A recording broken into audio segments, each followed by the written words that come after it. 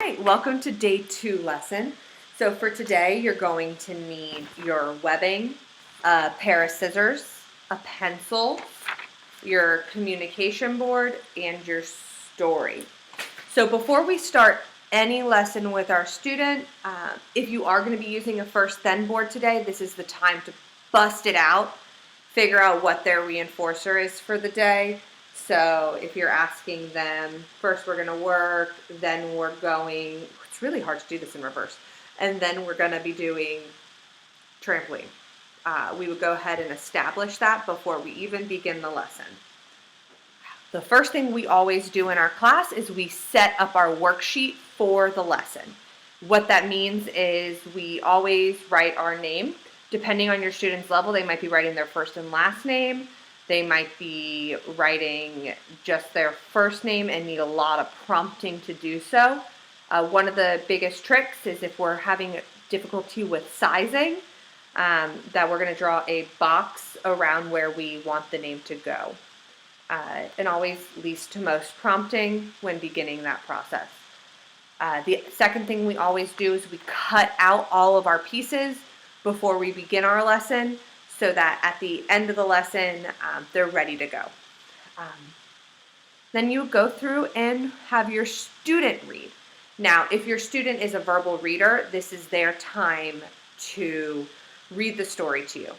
As you notice words that they are repetitively having trouble with or they're just really not gaining a grasp of, I like to either highlight them directly in the story so that I can remember, or on a separate piece of paper, I mark down what the words are so that tomorrow I can go back to that list of words and review them before we even get started.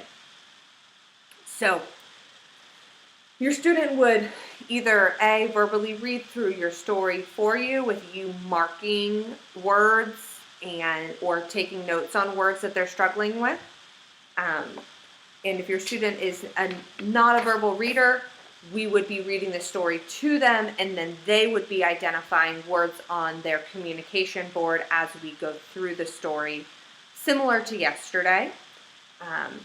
They can also have words that you're highlighting and writing down that you're having trouble with. Maybe they're always having an issue finding the word Earth Day. So I really want to drill that one home, and I really want to talk about that with them tomorrow. So I would write that down so I have a record of what I need to be working on tomorrow. After you're finished with the text for today, you're going to go back and pull out that who, what, when, where, why story that is already ready to go. You got your glue stick, you got your name on it, it's all cut out. Ooh, one more thing. If your student is having a hard time cutting things out, you can always do how I made up a box up here. You can always mark the words down here also with a highlighter or a marker, just to indicate where they should be cutting. Every single kid in my class can independently cut out their words. Don't let them bully you at home.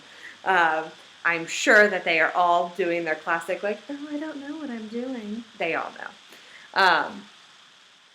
And we're going to talk about where now you as a parent can find this information in the text.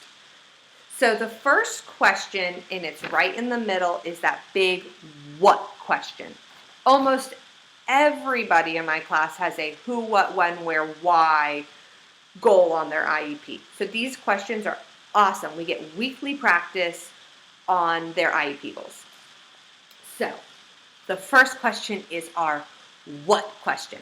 And our what question is always found directly in our title. It's awesome. And I usually just direct my students' attention. I say, what was the story about? And they have their picture symbol right here. And it's always right in the title. The why question is often on that first page as well. So I will go ahead, and the why is protecting Earth. I didn't highlight it, but this is a good time that we can just go through and we'll talk about it with them. So the why is almost always on that first page, and so is our when.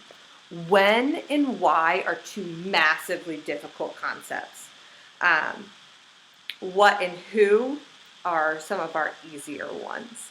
So we would then go through, find it in the text, point it out, and have them as independently as possible place the glue and place the answer on their paper.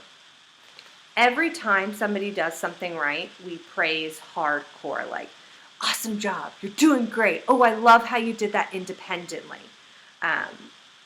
Always pushing for that independence. The more they can do by themselves, the better. The next questions you're going to be looking for, so on the first page you can typically find the what, the why, and the when. And then the other two questions are in the back of your story. So,